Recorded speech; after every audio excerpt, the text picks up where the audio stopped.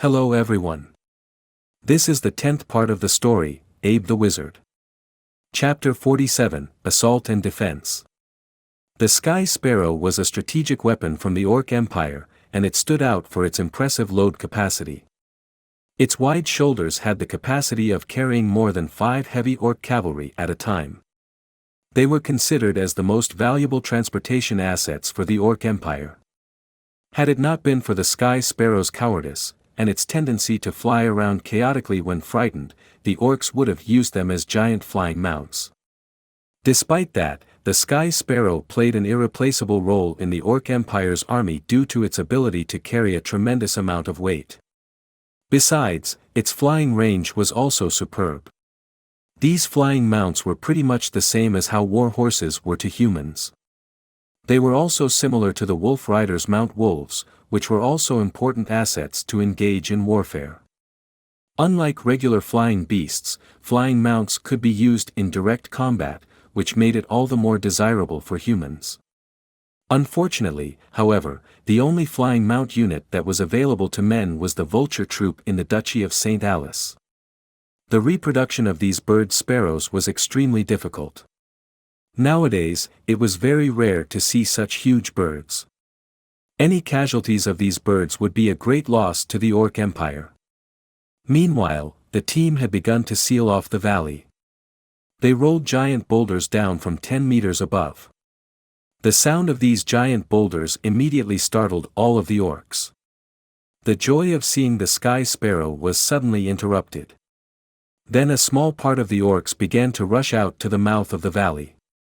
A large amount of wood that was poured with oil were also rolled down, followed by the boulders.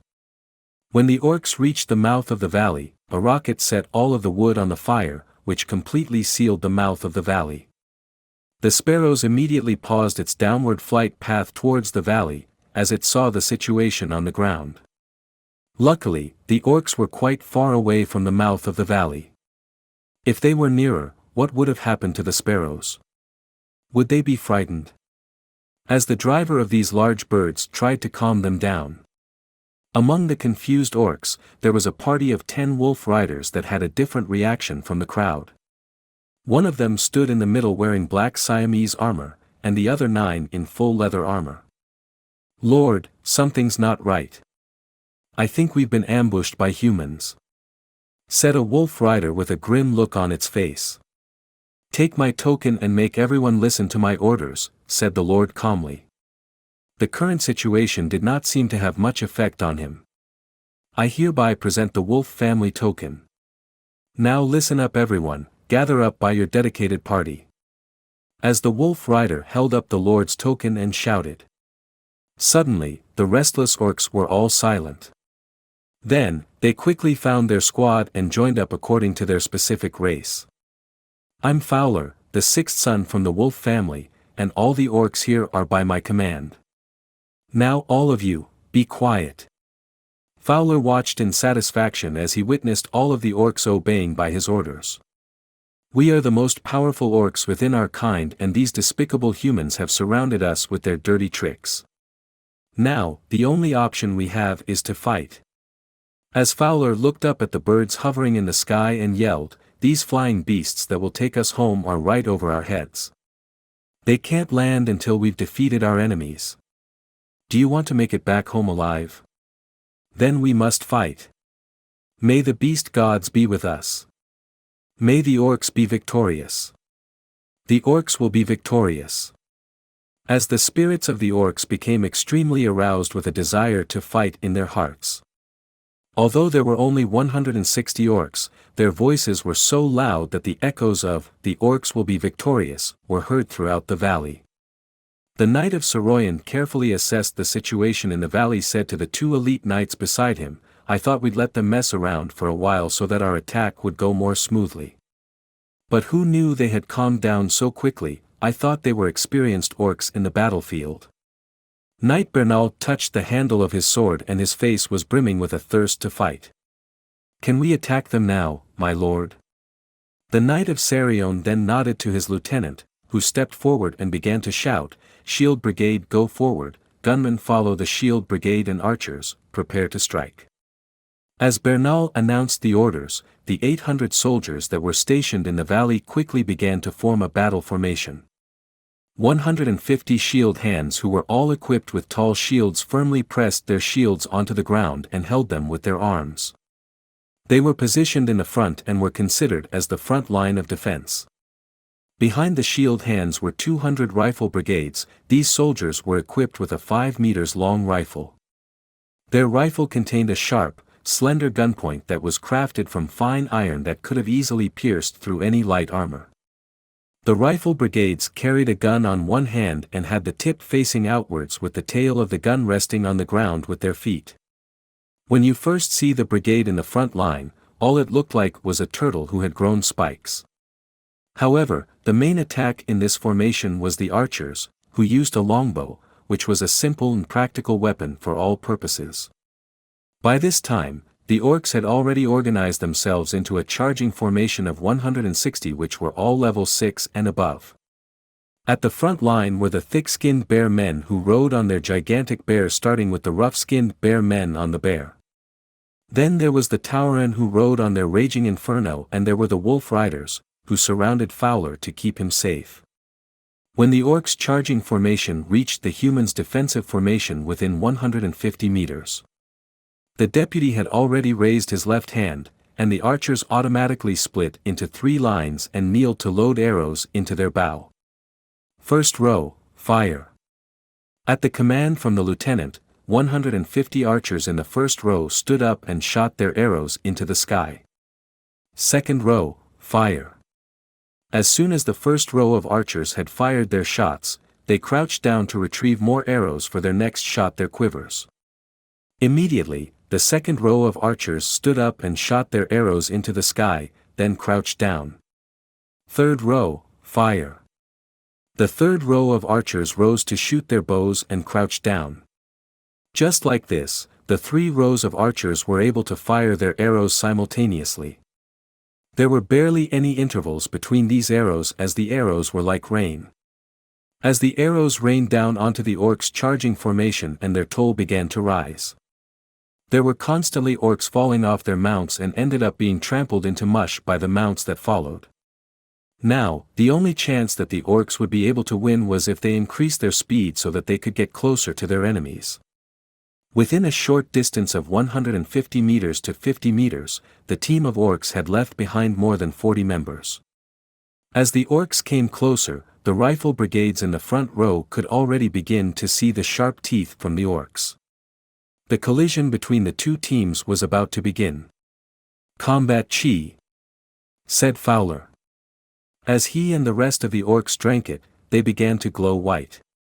The 2 sides finally collided. The humans' main focus was to stab the orcs with rifle point into the orc's body. Some rifles were broken into pieces due to excessive force. The first line of shield brigades took the most damage. Since the orcs already possessed good charging power, many shield brigades had been knocked flying away by the rebound of their combat chi. At that moment, the scene of the battle was a bloodbath. It looked just like hell. There were orc blood and human blood interwoven together. With orcs howling, humans shouting, and also a variety of screams and groans coming from both sides. The orcs rushed directly into the defensive formation.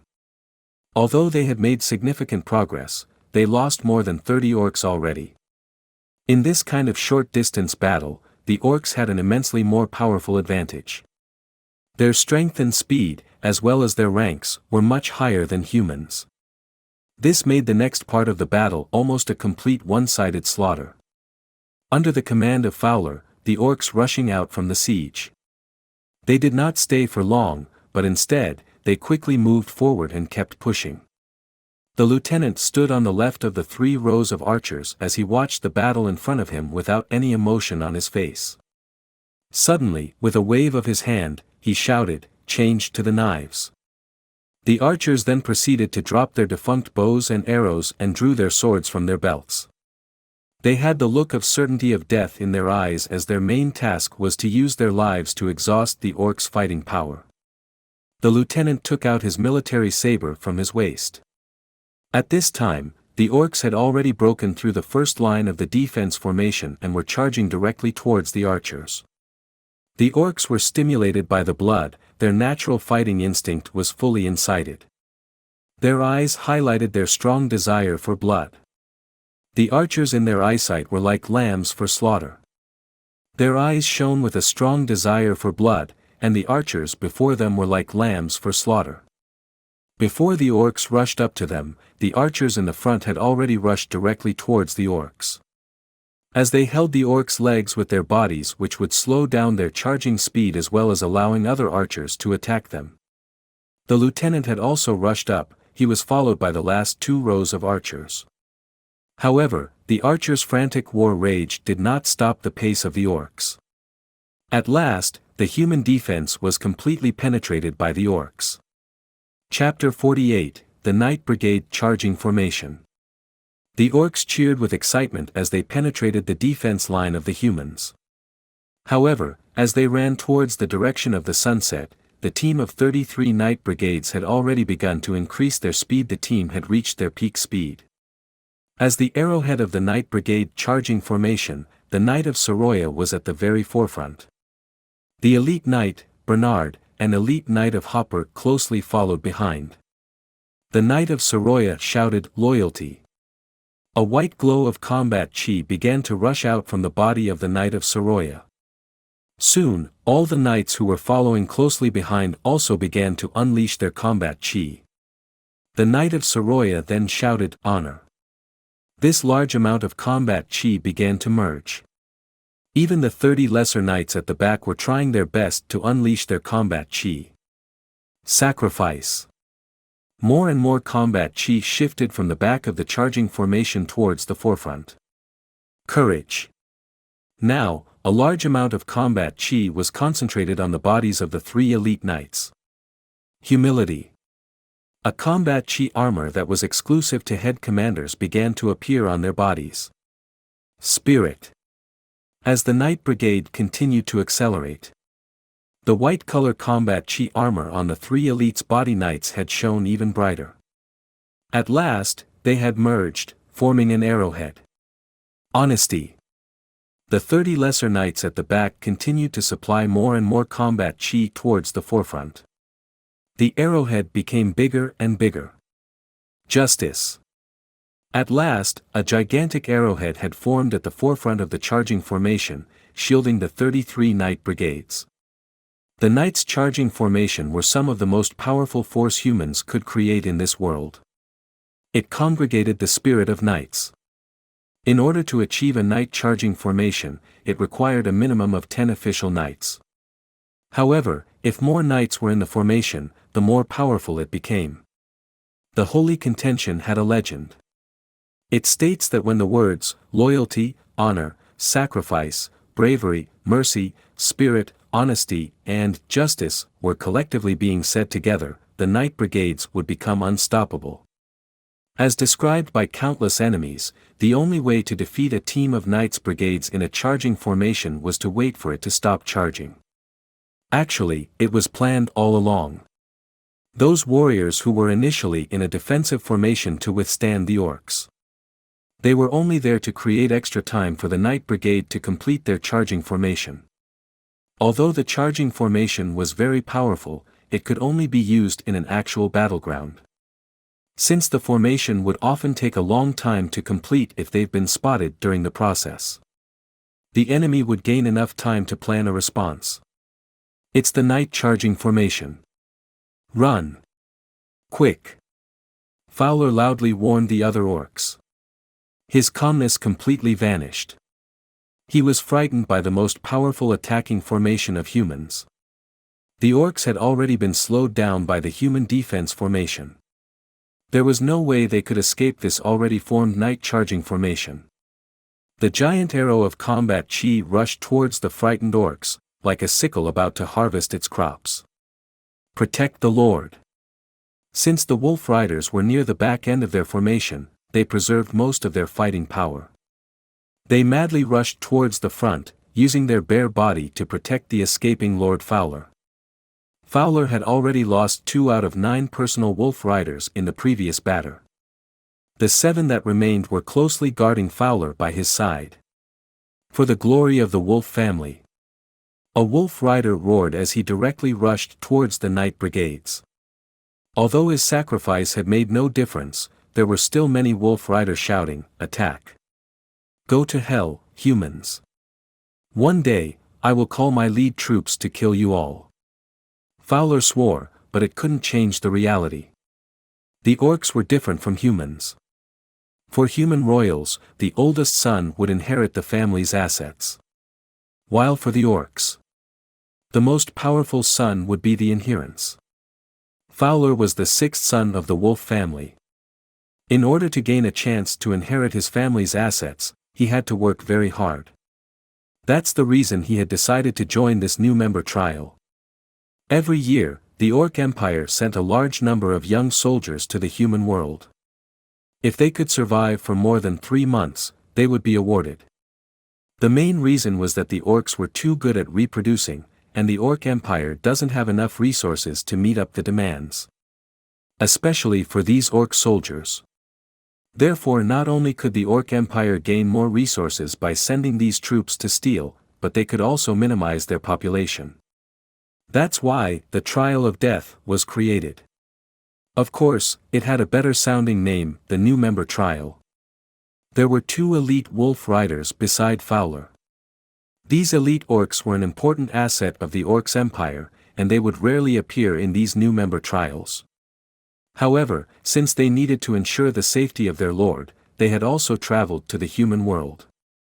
Wu, an elite wolf rider, viciously howled towards the sky. Under the influence of combat chi, his voice was clearly heard by a sky sparrow just flying above them. The driver of the sparrow understood the message. He knew that he needed to pick up an orc that was very high status within the Orc Empire. It was commanded that no matter what happened, this orc had to return safely. The driver then lightly patted the neck of the sky sparrow.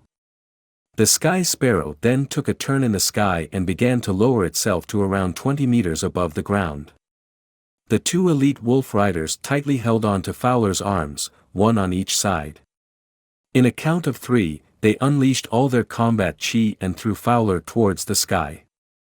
"I will take good care of your families," said Fowler in mid-air to the 2 elite wolf rider on the ground.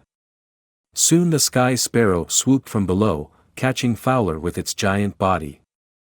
Meanwhile, the Knights charging formation was rushing directly towards the 2 elite wolf riders. The 2 wolf riders were flashing with intense combat chi. They felt gratified, at last. Their lord had been saved, and the lord said he would take good care of their families. Everything was worth it.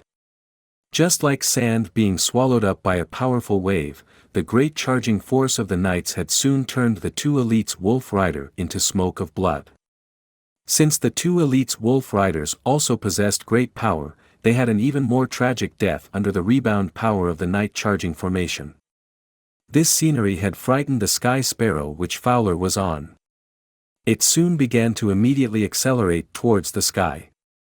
The Knight of Soroya realized that Sky Sparrow was still in reach, so he once again gathered Knight brigades, and unleashed a beam of combat chi towards the sky.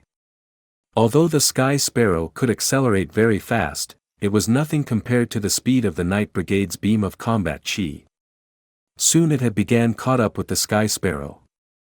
Fowler sensed that he was in danger once again. He took out a rune sign from his chest pocket and smashed it. The rune sign turned into a white shield.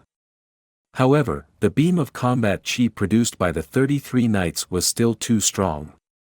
After a while, it had penetrated Fowler's shield. Although Fowler's shield could not stop the beam of combat chi completely, it still absorbed most of its energy. The beam only made a small cut on the Sky Sparrow's body and vanished. The injured Sky Sparrow was traumatized. No matter how hard the driver tried to calm it down, it flocked around frantically and did not follow its initial path at all. At the time, most of the Sky Sparrow drivers had realized that the orcs they were supposed to pick up were killed. Since their Sky Sparrows were also getting more and more irritated, they began to retrieve. "Damn, we let him got away," the Knight of Soroya said with an annoyed tone. That orcs must be very high status. All the wolf riders had gone crazy to protect him earlier, even 2 elite wolf riders had sacrificed themselves. Moreover, it was unusual for a sky sparrow to take a risk flying at such a low altitude. All of these things just add up, that orc must be someone extraordinary. Let's clean up the mess, said the elite knight of Bernard from the side. We had killed 160 wolf riders with rank 6 and above, 2 of which were even elite wolf riders. The military service we achieved today was already very outstanding. The 200 soldiers who were guiding the mouth of the valley had all been called back to clean up and give first aid to other injured soldiers. No matter dead or alive.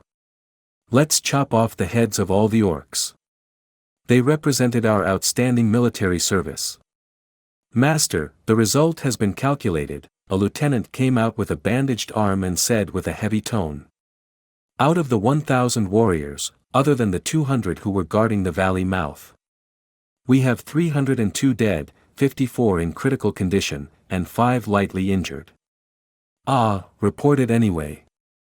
We'll give a part of the spoils of war to their families, the Knight of Soroyan helplessly said. People die in battles, this fact was unavoidable. These were all the bright soldiers that trained under the Knight of Soroya for many years, fighting against normal orcs should be a challenge. However, all the orcs in this battle were rank 6 and above. Since all they wanted to do was to penetrate our defense line, the result had to be like this. Chapter 49, Big Reward. As Abel was riding on his horse, the vacant horse that was carrying the high-quality horse stock was by his side. Both horses were extremely agile. Instead of admiring the scenery along the journey, Abel carefully observed if there were movements around him. He constantly took a map out from his chest pocket and cautiously compared it to the terrain.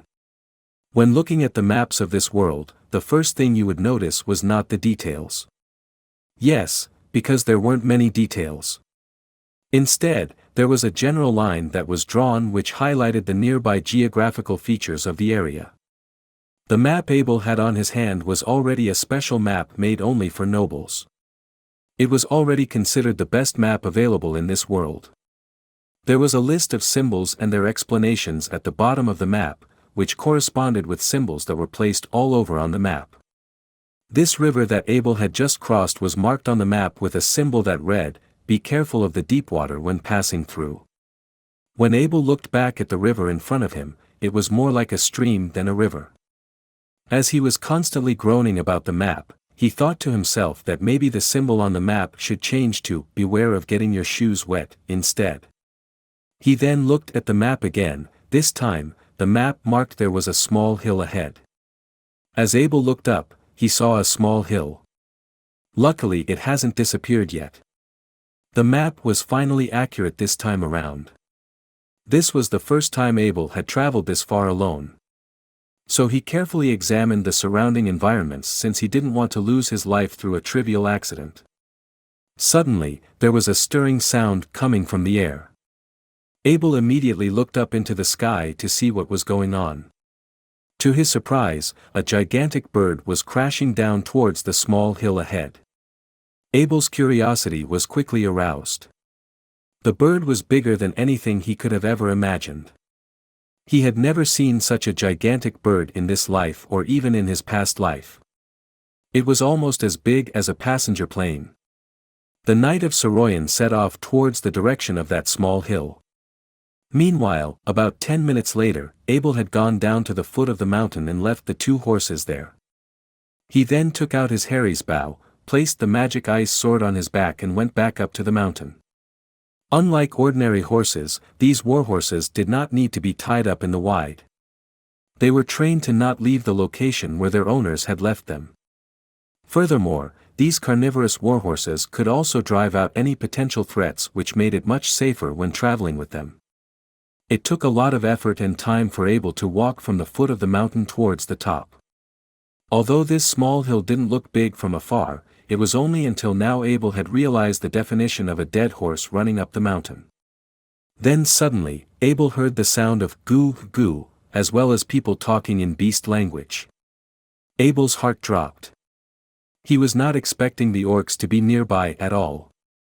As Abel carefully lurked around his surroundings, he remembered that he was caught by the wolf rider last time due to his scent.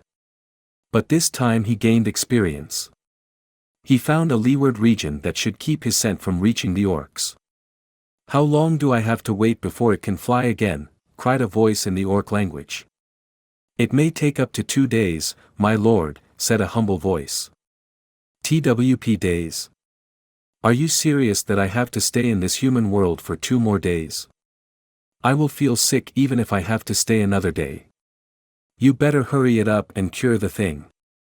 As a voice lashed out from somewhere. "Yes, my lord." Abel carefully stuck his head out to peek at the current situation. Even though he was in a leeward region, he also held his breath for extra precautions. Who knew if the orcs could hear better than normal humans? The first thing that Abel saw was the gigantic bird. The bird had a huge wound on the side of its body. If the wound was measured to normal human sizes, it would account for the length of 2 people. However, a wound for these gigantic birds was considered only a small wound. As Abel continued looking, there was a wargen wearing leather clothing, who was carefully putting medicines onto the continuously bleeding wound of the bird. On the edge was a worgen that caught Abel's interest immediately. It was not an ordinary wolf rider. This was the first time that Abel had seen an orc wearing armor. The fact that it was wearing a black armor was all the more peculiar. It didn't have a shiny smooth surface, which meant it was no ordinary steel. Since only unpainted material would have a texture like this. This material was black in default. Abel had never seen such unique material in his life. This special wargen seemed to be extremely irritated, as he constantly urged the other wargen to hurry it up to treat the bird's wounds. "Stay here and take care of the wound. I am going to find something to eat," said the wargen in black armor. He then headed out towards the other side of the mountain. Abel took a closer look at the wargen who was working on the bird's wound. It looked like it was going to take a while before the bird could fly again. Therefore, he abandoned his original idea of investigating the bird and wandered off to follow the wolf rider in the black armor. The worgen in black armor was Fowler. He had just escaped from the Neryi Valley. Since the bird was injured and extremely tired during its long journey here, it should be able to fly again any time soon. The only option was to find a hidden spot around for the bird to heal up. Fowler's loss was tremendous. All of his year-long guards and mount wolves had been killed. However, as long as he could return home, all of these things were trivial compared to his family's wealth. Fowler suddenly stopped when he reached the bottom of the mountain. He carefully examined his surroundings. At this moment, Abel thought he was caught and he immediately hid behind a giant boulder.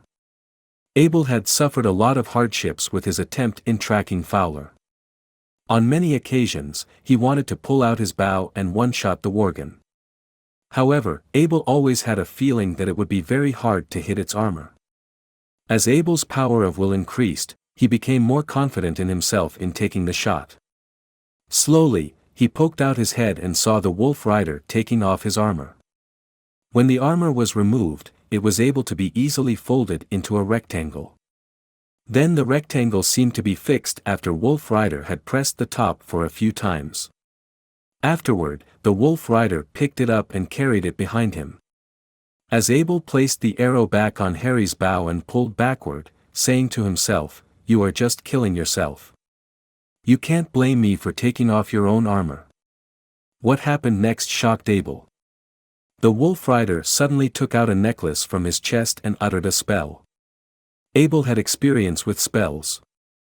Since he was in a close range with the worgen, his power of the will was able to remember every single word the Wolf Rider had uttered. These kinds of spells were a typical orc-style spell. These spells usually contained a large number of quotes that praised the orc god, mixed with some strange pronunciation. As soon as the worgen finished saying the spell, a soul-crushing force emerged from the sky, followed by a green beam of light. The light began brighter and brighter, soon surrounding the entire body of the worgen. By the time the light had dissipated, the wolf rider had fully transformed into a human's body when he appeared in front of Abel's eyes. The worgen's unique arched back was gone, its height had dropped as well as his facial hair and pointed mouth, looking completely like a human. Wow, a treasure! Abel was completely struck by this sight. Whatever that necklace was, it was a high-value treasure. On top of that, it was from an orc, so he could justify stealing it without feeling any remorse. As Abel pulled his bow to the maximum power and aimed precisely onto the worgen's head. However, this was not a human, it's an orc. Its head could be counted as military service. Therefore, after a bit of consideration, Abel decided that shooting it at the heart was a more viable option. With a bang, the arrow traveled faster than the speed of sound. The wolf rider was hit in the heart with almost no response. The necklace then promptly began to flash a few times, and then suddenly the worgen's appearance had transformed from human back to its original form. Abel stepped forward and approached the wolf rider carefully. When he confirmed that it was dead, he began to loot the body of the wolf rider. The first thing Abel took was the necklace. He carefully removed it from the wolf rider's neck. The necklace was a circle made of unknown materials. On one side, it was carved with the beast god, and the other side was the human god of war. And the second thing he looted was the set of armor. Abel picked the armor up with his hands. The armor was extremely light. It was only around 5 pounds, which was almost nothing for a knight. Abel lightly poked the armor with his dagger. It did not make a mark at all. He poked it again with more force. Still, it made no difference. After a few more times, Abel gave up. It's better to leave it to a knight with combat chi to test out the defense power of this armor. A novice knight like him was too weak to do anything. Abel was so glad that he believed in his power of will and didn't attack the wolf rider when it was wearing the armor. Luckily, the wolf rider got himself killed by taking off his own armor. Fowler didn't deserve to be killed. All he wanted to do was to sneak inside a human village to get some food. He wasn't looking to harm anyone. Since he didn't want an entire troop of knights running after him, he used a family treasure to turn himself into a human so he could go steal some food. His armor was made exclusively for Wargen, to transform into a human. Fowler had to take it off, and Abel took advantage of what he did. In the end, Abel found a pile of things from the wolf rider's arms, including 2 rune sign, which was a surprise for Abel. Other than that, he had also found some jewelry, and finally a familiar orc technique sign. This marks the end of part 10 of the story, Abe the Wizard. Thank you for listening. Please like the video and hit the subscribe button to listen more. Hit the bell icon to get notified of all the new content uploaded to the channel ASAP.